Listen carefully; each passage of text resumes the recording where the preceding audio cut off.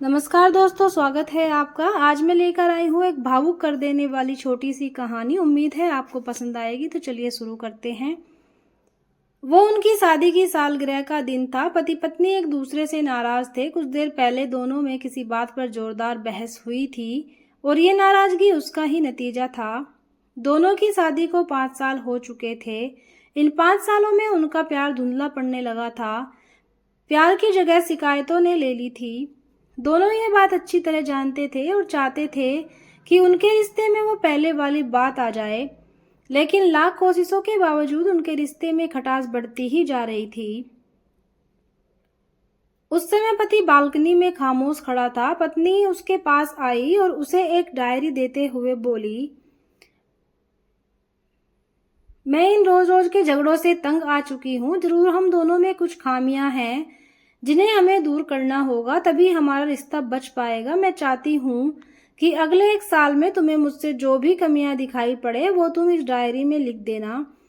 मैंने अपने लिए भी एक ऐसी ही डायरी ले ली है जिसमें मैं तुम्हारी कमियां लिखा करूंगी। अगले साल अपनी शादी की सालगिरह के दिन हम एक दूसरे की डायरी पढ़ेंगे और उसमें जो भी कमियां लिखी होंगी उस पर चर्चा करेंगे और उन्हें सुधारने की कोशिश भी करेंगे।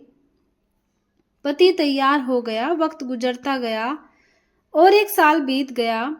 शादी की सालगिरह आ गई। दोनों एक दूसरे के सामने बैठे हुए थे। पहले पत्नी ने अपनी डायरी पति की तरफ बढ़ाई।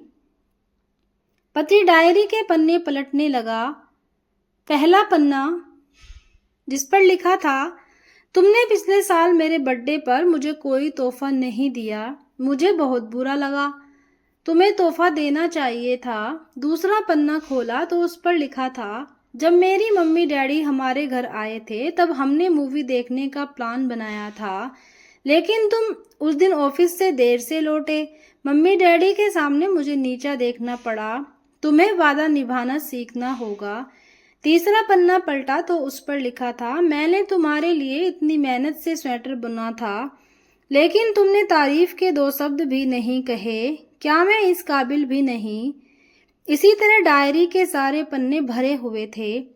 पति ने जब डायरी पढ़ ली तब पत्नी बोली, मुझे लगता है कि अब से तुम ये गलतियां नहीं करोगे।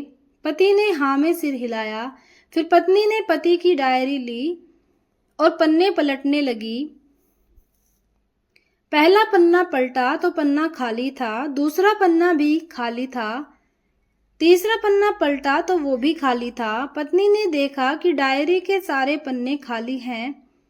वह नाराज होते हुए बोली, तुम मेरी एक बात भी नहीं मान सकते। मैंने साल भर कितनी मेहनत से पूरी डायरी लिखी और तुम एक पन्ना भी नहीं लिख सके। पति ने कहा, आखिरी पन्ना खोलो, उस पर मैंने सब लिख दिया है। पत्नी ने आखिरी पन्ना खोला और पढ़ने लगी। उसमें लिखा था, डियर, चाहे तुमसे जितनी शिकायतें करूं, तुमसे जितनी बहस करूं, सच ये है कि मैं तुम्हारा दिल से आभारी हूं, क्योंकि इतने सालों में तुमने मुझे और मेरे परिवार को बहुत प्यार दिया है। इसलिए इस डायरी में लिखने के लिए मेरे पास कुछ नहीं है।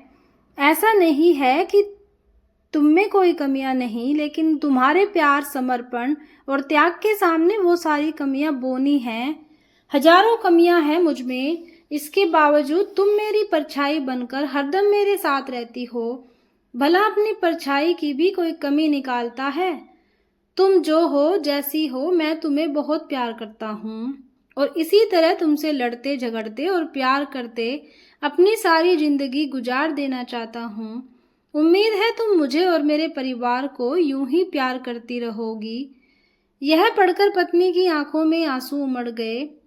उसने उसी समय अपनी डायरी पति के हाथ से छीन ली और उसे जला दी, साथ में वो सारी शिकायतें भी जो इतने सालों से उसके मन में दबी हुई थी। पति पत्नी दोनों ने फैसला किया कि वे जैसे हैं वैसे ही एक दूसरे को स्वीकार करेंगे, अच्छाइयों के साथ साथ, कमियों के साथ और ढेर सारे प्यार के साथ। तो दोस्तों, कैसी लगी ये शिक्षाप्रद कहानी? एक कमेंट करके जरूर बताना। धन्यवाद।